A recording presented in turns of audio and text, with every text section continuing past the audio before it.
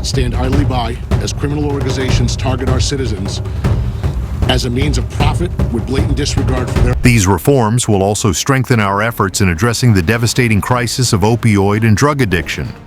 The situation has never been as dire as it is today. It is truly horrific. We must take action.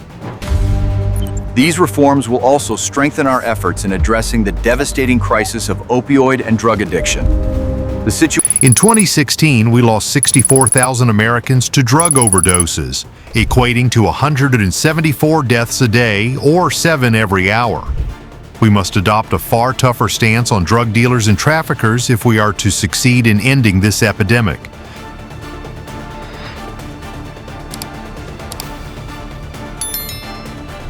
"3:15 a.m. in Tennessee. A mansion owned by 2 seasoned detectives. A body locked in a suitcase, a missing CIA agent, and the trail led to this place. Behind these walls lay a quiet empire built on drugs, deception, and death. Allow me to show you. As we all know from personal experience, families, communities, and citizens across the nation are grappling with the deadliest drug crisis in American history. And when you really think about it, this is not just an American issue, but a global one. The truth is, this is a worldwide problem. The crisis of drug use, addiction, and overdose deaths has been growing for many years. It was 3:15 a.m. in Tennessee when federal agents surrounded the mansion of Hassan Ali Mohammed and Amina Abdullahi Ibrahim. The house was massive and still, standing in the dark like something holding its breath. Then the command was given. Flashbangs erupted, rattling the windows. FBI agents stormed through the halls, their lights slicing through the cold air. In the basement, the scene grew increasingly unsettling. Agents pried open a steel door to uncover 2 Glock pistols, boxes of ammunition, and stacks of cash, over $6 million, piled up like bricks. Beside them were heavy blocks of gold wrapped in cloth. But the most chilling discovery was a large industrial freezer. When agents forced open the lock and pried it open, they found a suitcase inside. And within that suitcase was the frozen body of a man, folded in a disturbing position, his face bruised and lifeless. The mansion was not a home. It was a place of death. If you want to uncover the truth behind the disappearance of the missing agent, hit like and comment yes to help this story reach more people. 4 months before the raid, CIA agent Ethan Carter, 47, vanished without a trace. He was a composed, disciplined man, known for never missing a call and never breaking his routine. At the time, he was tracking a dangerous fentanyl route connected to the CJNG Cartel, a case he had spent years piecing together. His colleagues later recalled that he seemed tired but resolute, as if he had finally uncovered something that no one else could see. 3 days before his disappearance, Ethan reached out to his supervisor with a chilling message. "I found it, the missing link." It was the last time anyone heard from him. When agents entered Ethan's home, they found signs of a violent struggle. A lamp lay shattered, blood droplets stained the carpet. His laptop was destroyed, its hard drive missing, and his case files, particularly those related to Tennessee, were gone. The only clues left behind were a few handwritten notes with 2 names, Hassan Ali Mohammed and Amina Abdullahi Ibrahim. At first, investigators refused to believe it. Hassan and Amina were respected detectives in the Tennessee police force. But every lead, every timeline, and every phone record pointed directly to them. Ethan hadn't just vanished. He had walked straight into the truth, and the truth had consumed him completely. Comment: find the truth if you believe Ethan's disappearance was no accident. As federal investigators began unraveling the case, the true identities of Hassan Ali Mohammed and Amina Abdullahi Ibrahim came into focus. And the reality was far darker than anyone could have imagined. For years, they were respected detectives in Tennessee. In secret, however, they were running a narcotics operation valued at over $128 million. Evidence seized from their mansion uncovered a meticulously organized partnership. Hassan managed the logistics, coordinating more than 300 undocumented cargo transfers across multiple states. Shipments moved with the assurance of police protection. Amina controlled the chemical supply, overseeing more than 100 deliveries of precursors, all hidden behind forged lab orders and officially sanctioned transport routes. Their badges had become instruments of deception.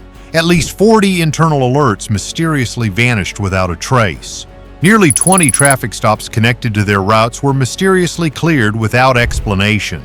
With direct access to law enforcement databases, they monitored investigations in real time, adjusting their operations before any threat could reach them. The scale of their operation left federal agencies in shock. The network spanned across 8 states, supplying enough materials to flood the streets with tens of millions of counterfeit pills. This was not a cartel hiding from the police, it was a cartel hiding within the police. Ethan Carter uncovered the pattern. He followed the numbers, and those numbers sealed his fate. Tap like if you believe no one wearing a badge should ever be above the law. The raid on the mansion didn't close the case, it blew it wide open. Within hours of opening the industrial freezer and confirming the brutality inside, federal agencies realized they weren't facing just a corrupt couple. They were looking at the entrance to a far larger, much older criminal pipeline. For years, fragmented intelligence had suggested the existence of a small group within a covert network spread across police departments, trucking companies, warehouse hubs, and port facilities, quietly facilitating the spread of fentanyl and methamphetamine throughout America's heartland. But no investigation had ever linked the threats until the bodies, money, and chemicals found in Tennessee forced Washington to see the full picture. At 6:40 a.m., as the sun began to rise, the Department of Homeland Security activated a national emergency protocol. The name of the new offensive was simple and stark: Operation Black Dune. It would become the largest immigration-linked criminal sweep in modern U.S. history. By 8 a.m., field offices in 17 states received synchronized orders. Nearly 2,400 federal personnel, including FBI, DHS, ICE, U.S. Marshals, and Special Task Forces, were deployed. Their targets weren't random immigrants, but specific individuals identified through months of intelligence. People with falsified identities, criminal ties, unexplained financial movements, or direct connections to the Tennessee detective couple. The first wave struck Nashville, Columbus, Minneapolis, and Seattle, cities where Somali communities had expanded rapidly in recent years. Convoys of armored vehicles rolled out before dawn, their engines low and purposeful. Helicopters hovered over residential complexes, illuminating rooftops with powerful beams. Agents knocked on doors in some areas, while in others they breached entry with battering tools when residents refused to comply. The mission was clear. The goal was clear: secure suspects before the networks could scatter.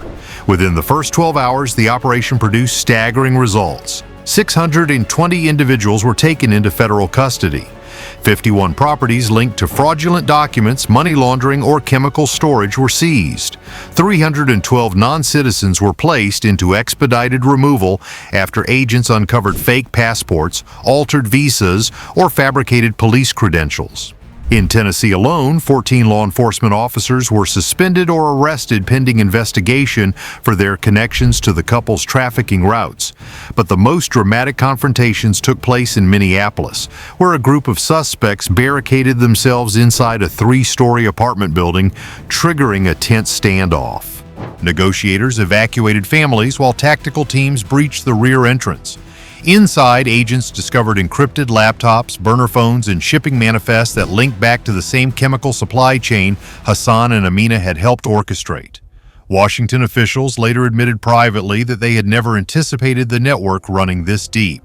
It was not just criminal infiltration, it was a silent occupation of critical positions, gradually eroding the nation from within. The discovery sent shockwaves through policymakers and galvanized the public. Operation Black Dune was no longer focused on immigration status. It had become a fight for national survival, a desperate struggle to close every door the cartel had managed to slip through. Comment expose them if you want every layer of this network uncovered. The deeper agents dug into the aftermath of the Tennessee raid, the clearer it became that the mansion was merely the entry point, a doorway into a vast criminal machine hidden in plain sight. When federal analysts examined the evidence recovered from the property, they realized they weren't looking at mere souvenirs from a crime scene. They were staring at the archives of an empire. Inside a secure FBI facility in Quantico, technicians laid out the materials one by one. The table grew longer with each passing hour. First came the 9 encrypted hard drives, each sealed with military-level protection. Breaking into them took 2 full days, and when the data finally unlocked, agents expected scattered files or personal records. Instead, they uncovered a meticulously organized command system, directories labeled by dates, supply routes, and coded initials. Every folder told a story: orders, payments, drop locations, and even disputes over profit shares. The drives contained over 3,000 crypto transactions totaling 18.4 million routed through servers in Turkey, Kenya, and the UAE. Each movement was concealed behind shifting digital wallets that changed every 11 minutes, making the entire trail nearly invisible without federal-level tracing power. Investigators noted that Amina had maintained spreadsheets detailing conversion rates, delivery times, and chemical quantities down to the gram. It was the bookkeeping of a global enterprise, not a backyard operation. Next came the physical evidence seized from satellite locations. At a rented warehouse outside Memphis, agents uncovered 1.7 tons of industrial chemical drums hidden behind false walls. At a storage unit in Kentucky, they found 3 commercial pill presses, each capable of producing 120,000 counterfeit pills per hour. Plastic bins filled with stamped molds mimicked oxycodone, Xanax, and Adderall tablets, indistinguishable from the real pharmaceutical products that older Americans rely on daily. But the most chilling discovery came from a location neither Hassan nor Amina had ever documented in writing. Buried inside one of the unlocked phones seized during the raid, investigators found GPS coordinates leading to a remote workshop near the Tennessee River. When teams arrived, they expected empty land or a simple shed. Instead, they discovered a structure that appeared partially abandoned until they opened the inner room. Inside, agents found a small chamber lined with soundproofing foam. In the center stood a metal chair bolted to the concrete, with restraint straps hanging from its arms. The walls were marked with scratches, dents, and faint traces of dried blood. Nearby, a plastic crate contained electrical cables, gloves, and a handheld recorder. Forensic teams concluded that the room had been used for interrogations and disappearances when members of the network were at risk of exposure. It was a chilling reminder that this empire was built not just on chemistry and money, but on fear. In the corner of the chamber, beneath a tarp, lay a stack of folders containing photos and identification cards. These documents matched individuals who had gone missing over a span of 6 years, most of whom had been reported as unreachable, relocated, or voluntarily absent. Now, investigators understood the truth. The network maintained its silence through violence, not loyalty. By the end of the week, analysts realized they had uncovered one of the largest coordinated criminal infrastructures ever embedded on U.S. soil. The vault of evidence did more than expose a trafficking ring. It revealed a parallel world operating beneath the nation's institutions. Financed through crypto, fueled by chemicals, and enforced through fear. Everything pointed to one conclusion. Hassan and Amina were not just participants, they were architects, and their empire had extended far deeper than anyone had imagined. As investigators pieced together the final threads of the operation, a disturbing pattern emerged. One that no single agency had fully grasped before the Tennessee raid. This was not merely a cartel presence inside the United States. It was a hybrid criminal model, a fusion of Somali operatives embedded within American institutions and the ruthless logistics engine of the CJNG cartel. The partnership was silent, efficient, and dangerously invisible. For years, cartel analysts believed CJNG relied exclusively on Mexican couriers, regional gangs, and corrupt transport workers. But the digital and financial data recovered from Hassan and Amina's empire revealed something entirely new. A parallel network of Somali intermediaries who specialized in exploiting vulnerabilities within American infrastructure. They were never the ones handling massive drug loads or conducting violent raids. Their power came from something far more strategic: access. The covert network infiltrated law enforcement systems and positions that cartels had traditionally struggled to reach. Some worked inside police departments as clerks and administrative staff. Others took jobs at ports, trucking companies, shipping depots, recycling plants, or small municipal offices where oversight was minimal. None of them carried guns or drew attention. Their advantage lay in paperwork, system access, and the ability to move unnoticed through regulated environments. Hassan and Amina were the highest-ranking members of this concealed structure. Their police credentials allowed them to scan patrol logs, flag license plate alerts, and manipulate enforcement schedules. The couple could see when certain highways had fewer troopers on duty, when narcotic squads were occupied with unrelated arrests, and which warehouses were scheduled for inspections. With this intelligence, CJNG shipments slipped into the country with astonishing precision. Financial analysis revealed the staggering scale of their contribution. Over a 3-year period, the Somali CJNG pipeline generated an estimated $128 million in profit. Nearly 60% of that revenue came from synthetic opioids, with the rest derived from counterfeit pharmaceuticals and chemical precursors. The money flowed through an intricate web of accounts spanning Kenya, Somalia, the UAE, and small community banks within the U.S. heartland. Many transactions were disguised as remittances or cultural association funds, flows that rarely raised suspicion or triggered scrutiny. Ports in Houston, Mobile, Tampa, and Wilmington were all connected to the network. At each location, Somali workers helped redirect containers, alter manifest, or delay inspections just long enough for the right cargo to vanish. The chemicals sourced from CJNG laboratories in western Mexico were transported through mid-sized trucking companies, some legitimate, others created solely for laundering bills of lading. The supply chain was so refined that it often resembled lawful commerce. The human toll of this cooperation became evident when agents reviewed hospital data. Communities in the Midwest saw a 310% spike in synthetic opioid overdoses, many traced back to pills produced from materials within this distribution line. Elderly patients seeking pain relief, young adults coping with stress, and veterans struggling with chronic injuries all became victims of counterfeit medications indistinguishable from the real thing. Perhaps the most unsettling revelation was the network's long-term plan. Documents recovered from the encrypted drives outlined a projected expansion into 4 new states by 2027.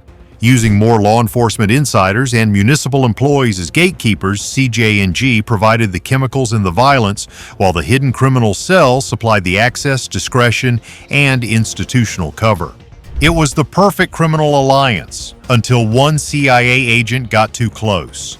Now, with the blueprint finally exposed, federal agencies understood the magnitude of what had been growing beneath them. Not a cartel, not a migrant cell, but a covert corporate-style alliance capable of weakening the nation from within.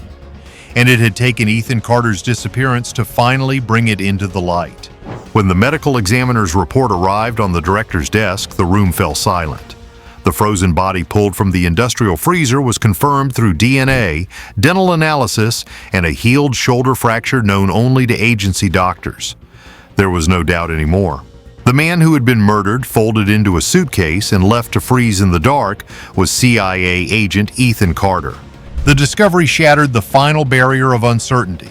Ethan had not vanished on his own, nor been taken by cartel enforcers in Mexico.